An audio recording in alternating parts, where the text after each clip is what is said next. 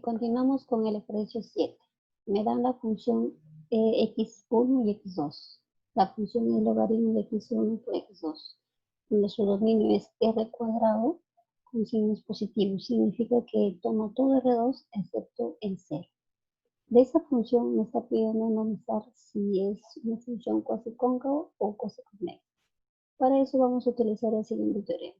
Teorema 3 y la siguiente proposición. Entonces, el teorema 3 dice: C es un conjunto convexo, abierto y no vacío. Sea la función una clase de C2. Y el teorema 3 tiene 4 puntos, en el cual el punto 1 y el punto 3 no me es útil para analizar si esta función es cosicóncava o cosiconvexa. ¿Por qué? Porque para yo poder usar el teorema 1, yo ya tengo que tener afirmado que mi f es cosiconvexa, ¿no? Para yo recién demostrar que la determinante de esta matriz es menor o igual a 0. Por el cual a mí no me es útil, porque a mí no me piden demostrar que la determinante de esta matriz sea menor o igual a 0, o de caso contrario sea mayor o igual a 0. Entonces el punto 1 y el punto 3 no es útil. Vamos a usar el punto 2 y el punto 4, ¿no? Cualquiera de ellos, ¿no? Dependiendo cuál no es útil para nosotros, ¿no? Para analizar si la función es cosicóncava o cosiconvexa. Entonces, para eso yo necesito encontrar mi matriz MRX. Y la matriz es de esta manera. Entonces, para eso yo necesito las derivadas de la función. Entonces, vamos a derivar la función. F1x significa que tengo que derivar la función con respecto a la primera variable, o sea, con respecto a x1. Entonces, la derivada de esta función viene a ser 1 sobre x1. Ahora, la derivada de esta función con respecto a la segunda variable, es decir, con respecto a x2, viene a ser 1 sobre x2. Ahora, la derivada de la función 1, 2 significa que tengo que derivar la función con respecto a x1, que vendría a ser la primera, y ahora lo derivamos con respecto a x2. ¿Sí? Derivando aquí, resulta ser menos 1, no, es 0. Tú derivas, por ejemplo, esta función depende de x1. Si tú lo derivas con respecto a x2, entonces sería 0, porque no depende de x2, solo depende de x1. Entonces su derivada es 0. ¿Sí? El cual, ahora, si tú derivas la función con respecto a x2 y luego con respecto a x1, ¿no? Aquí, esta función depende de x2, no depende de x1, entonces su derivada también es 0. ¿Está bien? Ahora, la derivada de la función con respecto a x1 y nuevamente con respecto a x1, o sea, de aquí vamos a derivar esta función, es menos 1 sobre x1 al cuadrado. Y aquí viene a ser menos 1 sobre x2 al cuadrado. Estoy derivando dos veces, pero con respecto a la segunda variable. ¿Sí? Una vez teniendo ya todas las derivadas, voy a colocarlo dentro de mi matriz, ¿no? El primer elemento de la matriz es siempre 0. ¿No? La segunda componente sería 1 sobre x1. La siguiente sería 1 sobre x2. Pero observamos que la primera fila con la primera columna, los elementos son iguales. Entonces vamos a colocar aquí 1 sobre x1 y acá 1 sobre x2. Ahora los elementos aquí, ¿no?, que estoy señalando son las segundas derivadas. Entonces acá sería el f11, sería aquí menos 1 sobre x1 al cuadrado. Aquí vendría a ser 0, 0. Acá sería menos 1 sobre x2 al cuadrado. ¿Sí? Entonces, en mi caso, mi función es de R2. ¿Sí? Quiere decir que mi n es 2. ¿Sí? ¿Está bien? Ahora, ¿quién viene a ser R? ¿Qué valores toma R? Y yo sé que n toma el valor de 2. Aquí, R toma los valores de 1 hasta n. Entonces, en mi caso, para mi ejercicio, R va a tomar 1 y 2. ¿Sí? Ahora sí, continuando. Entonces, una vez que yo ya tengo formado mi matriz MR de X, voy a analizar ahora esto, ¿no? Si el MR de X es menor que 0 o mayor que 0. Pero por caso, ¿no?, tomando cuando R es 1 y cuando R es 2. Entonces, vamos a analizar para el caso cuando R es 1. ¿cómo va a ser mi matriz? Mi matriz M1 de X.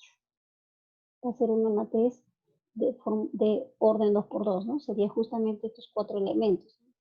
Sería 0, 1 sobre X1, 1 sobre X1, menos 1 sobre X1 al cuadrado.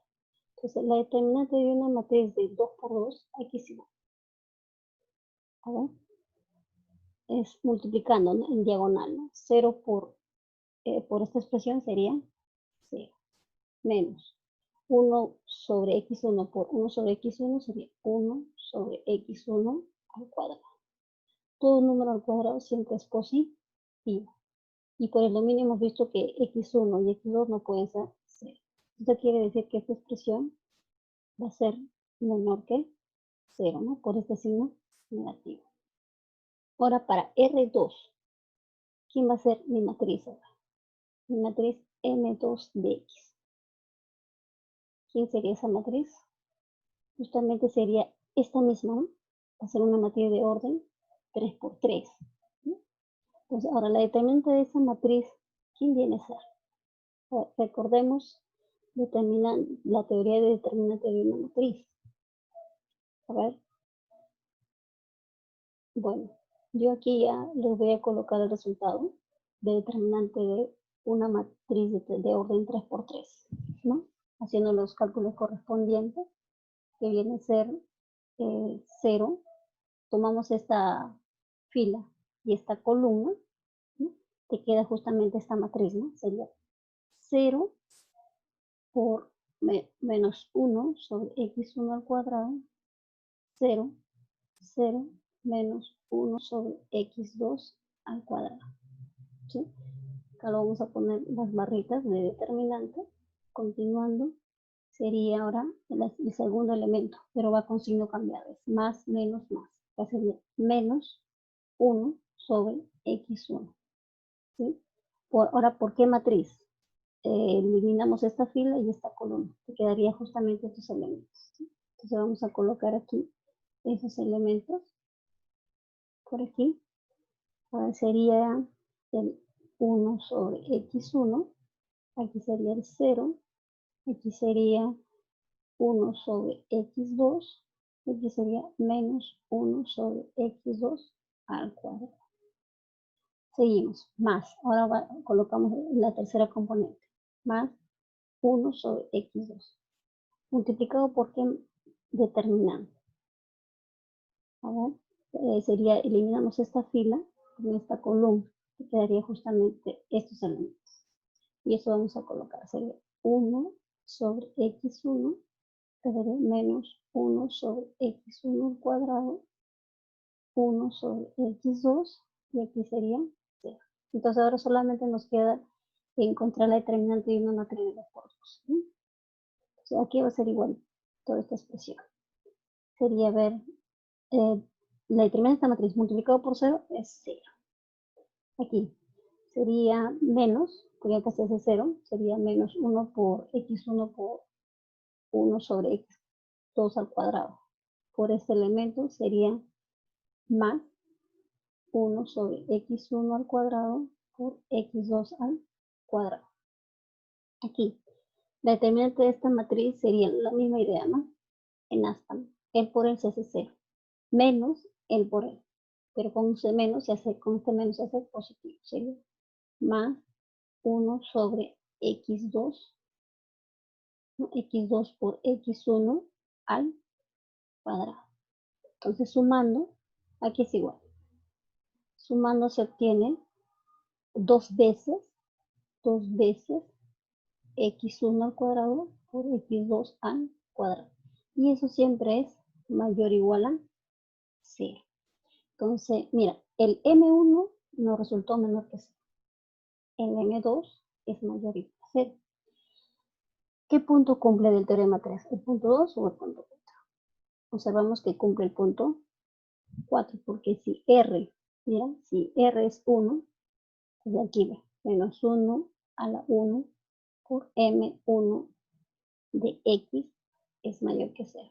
Entonces, este resultado es menos, sería menos M1 de X es mayor que 0. El cual este es equivalente a decir m1 de x es menor que 0. Ahora, si r es 2, ¿qué pasa? Que menos 1 al cuadrado de m1 de x es igual a menos 1 al cuadrado es 1. Sería m1 de x va a ser mayor que 0. Entonces, aquí sería 2. ¿no? Vamos a corregir, acá es 2. Entonces, tenemos que la matriz m2 de x es mayor que 0. La primera en m1 es negativo. La segunda es positivo. ¿Qué quiere decir? Que tu función es estrictamente cosicóncava.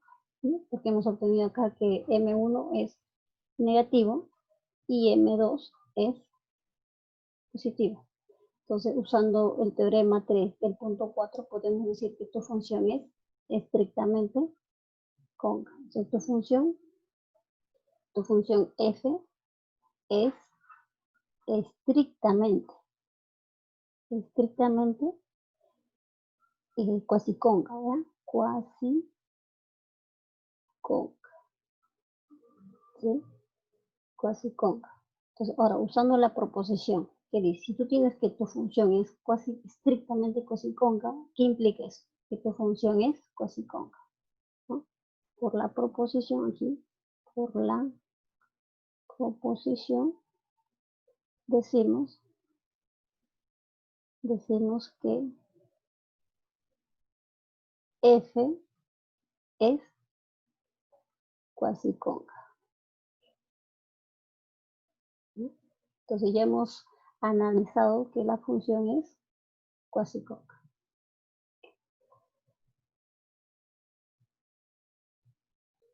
Ya, continuando con el ejercicio 3, me piden ahora probar que la función es cuasiconvexa, pero no convexa. Y me dan una función por tramos. Entonces yo lo primero que hago es graficar esa función. La gráfica de la función raíz del valor absoluto de x es de esta manera. ¿sí? Esta es la gráfica, donde su dominio es todos los reales. Pero yo tengo que graficarlo en su respectivo dominio, que viene a ser de menos 2 a 0. Ahora, la gráfica de la función x al cuadrado es conocida. Es la función de una parábola, ¿no? Entonces lo estoy graficando en su respectivo dominio, que viene a ser de 0 a 2. ¿sí? Ahora, ¿cómo analizo que esa función es cuasiconvexa? Para eso voy a usar la siguiente proposición. F es cuasiconvexa si y solo si el conjunto LR es convexo. Eso se debe cumplir para todo R que pertenece a los reales. Bueno, R se encuentra en el eje Y, ¿sí? Eso tienen que tener en cuenta, ¿no? Porque f de x, acuérdense que su notación es como un y. ¿sí? Y es menor o igual a r. Eso quiere decir que este r se encuentra justamente en el eje Y. ¿no? Entonces, ubicamos pues el r. Pero hay que analizar que este conjunto es convexo, pero para todo r que pertenece a los reales. Entonces hay que hacerlo, vamos a resolver este ejercicio por casos. ¿no? Si me está diciendo para todo r que pertenece a los reales, pues en los casos serían el siguiente. Cuando r es positivo, cuando r es igual a 0 y cuando r toma la parte negativa. ¿sí? Ya, caso 1, analizaremos cuando r es positivo. ¿sí? Entonces vamos a ubicar en el eje Y un valor de r, pero positivo. O sea, de 0 hacia arriba toma valores positivos y de 0 hacia abajo toma valores negativos. Entonces analizamos ahora cuando r es positivo. Voy a ubicar, por ejemplo, aquí mi r. ¿Está bien? Entonces voy a trazar una recta horizontal, ¿no? Por donde pasa mi r, y justamente observo que esa recta corta en un punto, ¿no? ¿Cierto? Con la parábola, ¿no? Corta en un punto, entonces yo tengo que ver quién es ese punto. En qué punto se corta. Entonces, ¿para qué valor de x? ¿no? Vamos a poner acá x sub 0. ¿Para qué valor de x sub 0? Tu función va a ser r. Entonces, en otras palabras, se está diciendo esto, ¿no? F en x sub 0 igual a r. Pero observando el gráfico, yo sé que x sub 0 está en el intervalo de 0 a 2. O sea, tengo que tomar justamente en este intervalo. Mi función va a ser x al cuadrado. De forma conveniente, yo voy a tomar mi x sub 0 como raíz de x. ¿Por qué? Porque si yo evalúo f en raíz de x, diré en raíz de r, aquí va a ser igual. A ver, si tú sabes que x sub 0 está en ese intervalo. Entonces, reemplazas, ¿no? F en raíz de x, tomando esta función. Estamos aquí en este dominio. Sería raíz de r y todo esto al cuadrado y esto es igual a r, ¿no? Entonces quiere decir que mi función de valor en raíz de r es igual a r, ¿no? Entonces estoy tomando de forma conveniente que x sub 0 sea raíz de r. Vamos a colocarlo aquí.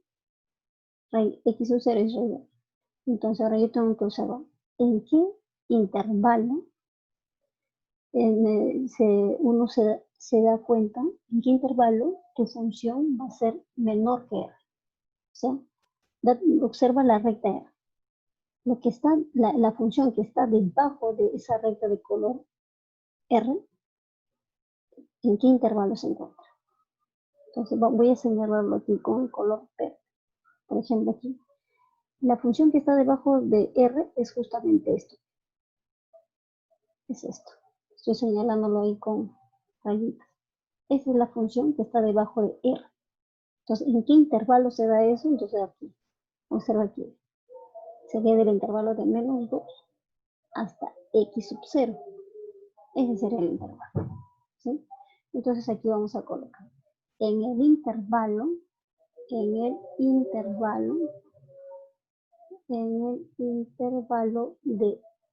menos 2 a raíz de r, se cumple que tu función f de x es menor o igual a r, ¿no? En ese intervalo estamos viendo que tu función está debajo de r, ¿no? Es menor o igual a r para todo r mayor que 0. Justamente estamos en este caso, ¿no? Entonces, este intervalo, ¿quién viene a ser para nosotros? Viene a ser justamente nuestro conjunto LR. Y todo intervalo es un conjunto convexo, ¿sí? Entonces, ya hemos visto ahora, como estamos viendo que el conjunto LR, que viene a ser un intervalo, es convexo. ¿Qué podemos decir entonces? Que mi función es cuasi convexa para el caso 1, cuando R es mayor que 0. Pero se debe cumplir para todo R que está en los reales. Entonces ahora vamos a analizar el caso 2. Ahora, analizando para el caso 2, cuando R es igual a 0. Entonces voy a ubicar aquí en mi eje Y el R. R0. Aquí está 0. Ese va a ser mi R, ¿no? Ahora, ¿para qué valor de X tu función va a ser 0? O sea, lo que te está diciendo es lo siguiente, ¿no? Que R igual a F en X sub 0. Eso. Entonces, R es 0. ¿Para qué valor de X sub 0 tu función va a ser 0? Entonces, ubicando aquí, obviamente, X sub 0 es 0, ¿no? ¿Sí? Porque F en 0 es igual a 0. Obviamente 0 está justamente en ese intervalo, ¿no? De 0 a 2. Aquí no toma. Entonces, si X es 0, 0 al cuadrado es 0. Entonces, en el intervalo, pero en ese caso sería un intervalo unitario. Un intervalo unitario que sería justamente cuando X es 0. Porque solamente cuando X es 0, R es 0. Entonces, eso sería un conjunto unitario. Y todo conjunto unitario es convexo, ¿sí? Entonces, este conjunto, ¿quién va a ser? Mi LR. Y todo, como les dije, todo conjunto unitario es convexo. Entonces, en este intervalo, ¿qué se cumple? En el intervalo se cumple que f de x es igual a r, para r igual a 0. ¿Está bien? Entonces ahora vamos a analizar el caso 3. Continuamos con el caso 3, cuando r es menor que 0. Entonces en este caso tengo que elegir ahora valores negativos. Y los valores negativos están debajo del 0, ¿no? Entonces por aquí voy a elegir, por ejemplo, este r, ¿no?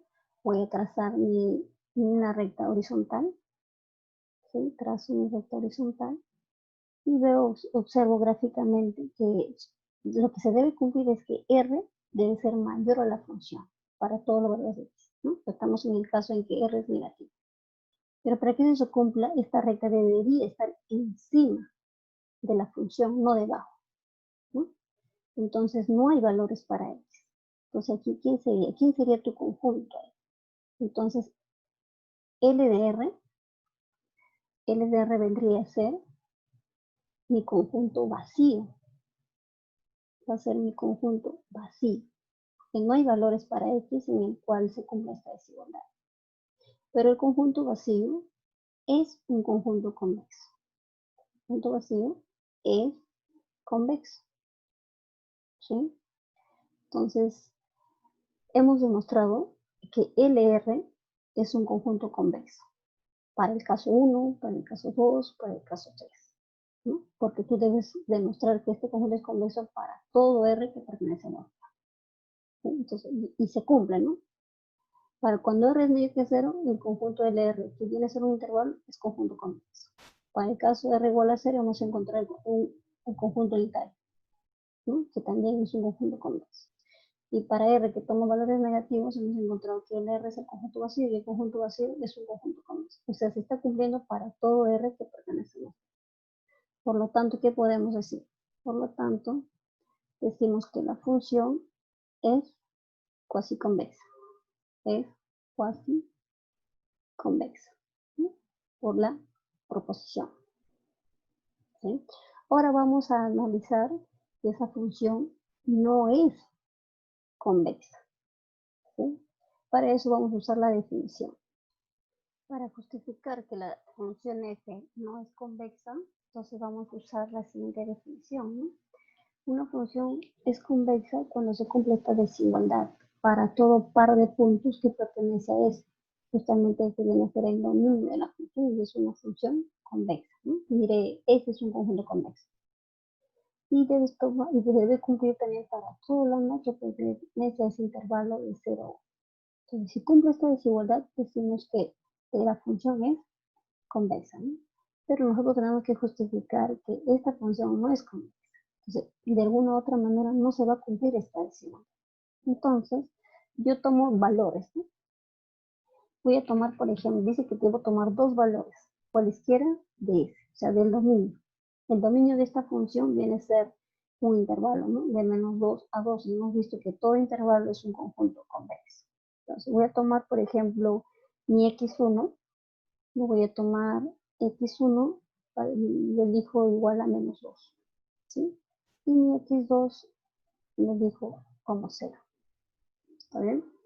Entonces, también tengo que elegir un lambda que está justamente en ese intervalo de 0 a 1. Yo voy a elegir a mi lambda igual a 1, ¿sí?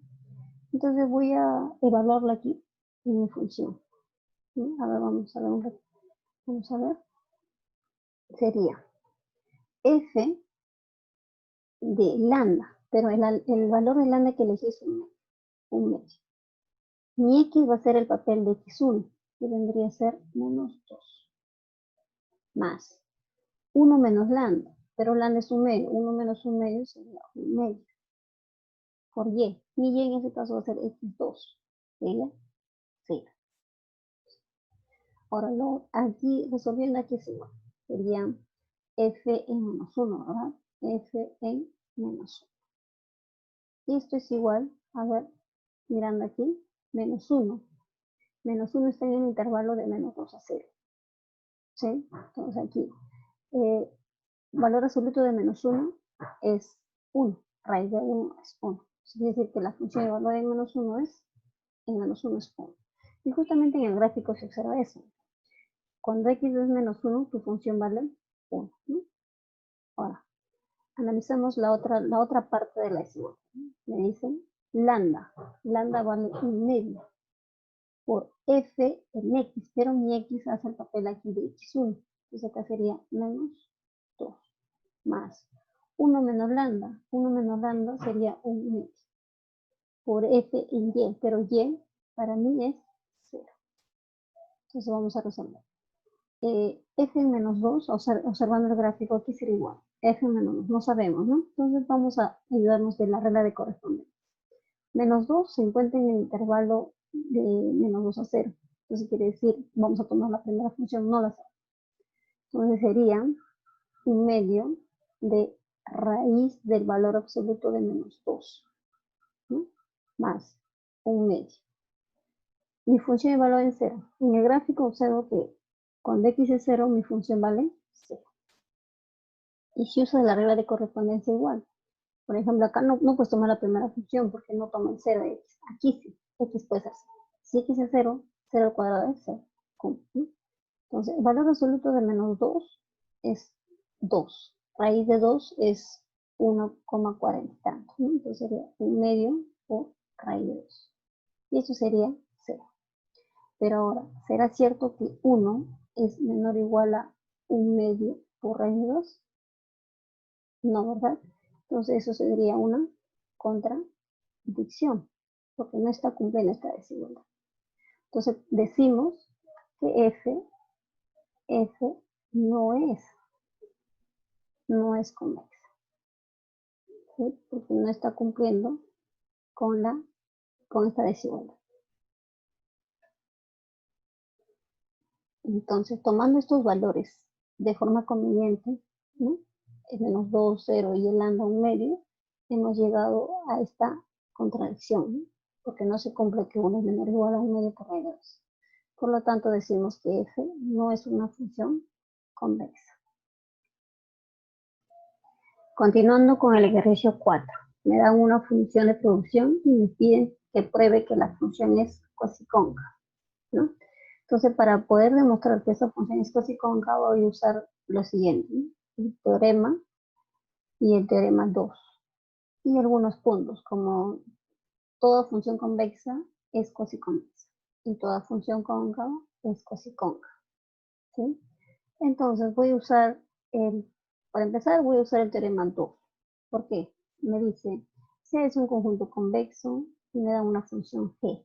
G dice que tiene que ser una función creciente, ¿sí? Entonces va a cumplir estos 4 puntos, ¿sí? Pero lo importante es saber que g debe ser una función creciente. Entonces yo puedo usar, por ejemplo, de forma conveniente, ¿no? O sea, quizás el 1 no nos ayude, ¿no? El 2 tampoco. ¿Por qué? Porque acá solamente depende de una función, ¿no? Porque acá alfa es una constante. Lo que sí nos es útil para mi demostración es el punto 3 o el punto 4, ¿no? Porque depende de dos funciones, de f y de g, ¿no? Entonces yo en mi ejercicio voy a definir lo siguiente. Sea f esta función, ¿no? Todo lo que está dentro de mi corchete, donde dice mínimo de xy sobre a menos i, para todo i, que va de 1 a f. Entonces, todo lo que está en el corchete es equivalente a lo que he puesto entre llaves, ¿sí? Es equivalente a lo que está entre llaves.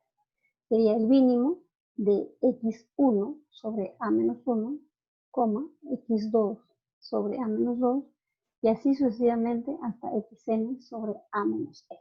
Esa sería mi función f de x. Ahora, ¿quién sería mi función g de x? Voy a definir mi función g de x de la siguiente manera. Sería x, todo lo que está dentro del corchete lo estoy poniendo x a la alfa. Sabemos que alfa es mayor que 0. Ahora yo tengo que verificar que g es una función creciente para yo poder usar el teorema 2. Y obviamente, como alfa toma valores positivos, podemos decir que esta función es creciente, ¿sí? Esta función es creciente, ¿no? X, supongamos que alfa fuera 1, sería g de x igual a x, y eso tendría que ser una recta, ¿sí? Y toda recta dependiente positiva es una función creciente. Si fuera al cuadrado, sería parte de una parábola, ¿sí? Y el cual también es una función creciente, ¿sí? Si fuera cúbica, la cuarta, la quinta, y así sucesivamente, eso vendría a ser una función creciente. Entonces Ya tenemos que mi función es creciente, ya está cumpliendo con la hipótesis del teorema 2. Ahora tengo que analizar cuál de los puntos me ayudan, ¿no? O 3 o 4. Tengo que justificar ahora que mi función f que yo he definido no es esta. La que yo estoy definiendo es cuasi convexa o cuasi cóncava. ¿Sí? Entonces, ¿cómo demostramos eso? A ver, entonces para eso me voy a ayudar de este teorema. ¿Sí? ¿Por qué? Porque yo ya tengo que mi función f es el mínimo de x1, ¿no? Sobre a-1, de x2 sobre a-2 y así sucesivamente, ¿no? Se cuenta que este que está acá va a ser mi f1, mi f2, mi f3, mi fn, ¿no? Son funciones lineales. Y por teoría, nosotros sabemos que toda función lineal es una función convexa y a la vez es una función cóncava, ¿sí? Entonces, para yo poder usar esto, tengo que tener de dato, de hipótesis, que esta función, tanto f como g, tiene que ser cóncava. Si yo tengo que, como hipótesis, tengo que f y g son cóncavos, entonces puedo decir que el mínimo de ambas funciones es cóncavo. Entonces, como yo ya sé que cada una de ellas es cóncava, también convexa, pero de forma conveniente voy a hacer que sean cóncavas, ¿sí? Cada una de ellas,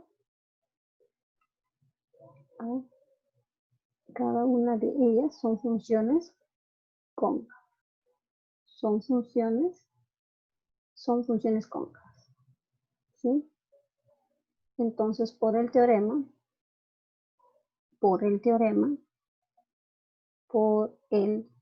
vamos a poner aquí teorema 1, ¿sí? Por el teorema 1, decimos que f es cóncava, ¿sí? El mínimo de todas estas funciones lineales que son cóncavas es cóncava. ¿Está bien? Entonces ya ahorita he justificado que esta función f no es esta, no se vayan a equivocar. Esta función f, lo voy a señalar ahí con una flechita. Esta función f, que viene a ser el mínimo, hemos justificado por este teorema que esa función es cóncava, ¿sí? Entonces ahora nos queda, usando esta observación, vamos a ponerla aquí como una observación, ¿sí? Toda función cóncava es cuasi cóncava. Entonces aquí, entonces por la observación, tenemos que f es cuasi cóncava.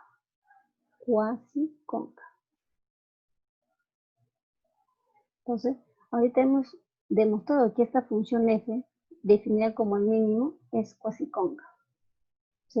Entonces, ¿qué teorema nos ayuda? Si yo tengo que esta función que he definido es cuasi cóncava, y aparte tengo que mi g es creciente, ¿qué implica eso? Que la composición es cuasi cóncava. Entonces ya está demostrado esto, ¿sí? Para no complicarnos, no confundirnos este f con este f, entonces aquí lo vamos a llamar, en vez de f lo vamos a llamar h, ¿sí?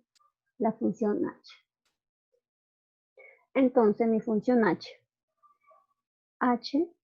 de x va a ser igual justamente la composición de g compuesta con f de x, el cual este es equivalente a g compuesto multiplicado, evaluado en la función f de x, g reemplazando f de x, ¿quién es? F de x es justamente todo esto, ¿no? Entonces, como este era equivalente a lo que está acá, lo vamos a poner así.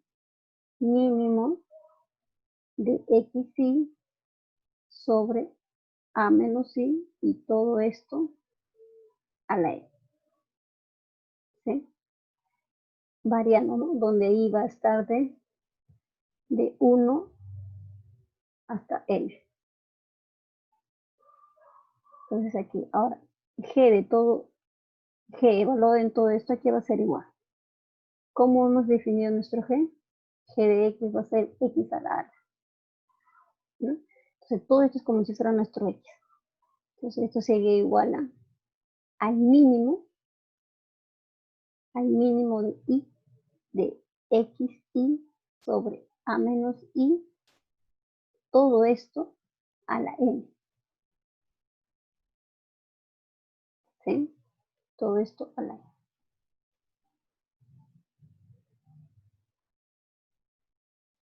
¿Cierto? No, pero aquí este n no va aquí, no va este n aquí. ¿Sí? Porque mi f de x justamente solamente sería esta parte, ¿no? Todo lo que está dentro del corchete, el exponente no va. Cuando voy a evaluarlo en la función g, de recién sería el mínimo de exponente e. ¿Sí? Entonces aquí vamos a corregir, sería g evaluado en la función mínimo, que esto justamente sería mi función f de x.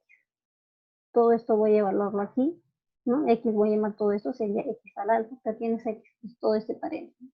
Entonces ahí sería con el exponente e. Y eso vendría a ser mi función h. ¿No? La composición vendría a ser la función h. Entonces yo ya tengo que mi g, por el teorema, ¿no? Que g es una función creciente. Y también tengo que mi función f es cuasi cóncava. Entonces, por el teorema 2, por el teorema 2, parte 4, se tiene que la función h de x es cuasi cóncava. Entonces ya hemos demostrado que esta función es cuasi cóncava, porque eso es lo que nos pedían, ¿no? Solamente que acá le hice un cambio, ¿no? Acá en vez de f le puse h de x, ¿no? Para que no te confundas con este f. Entonces acá también debería ser h, ¿sí?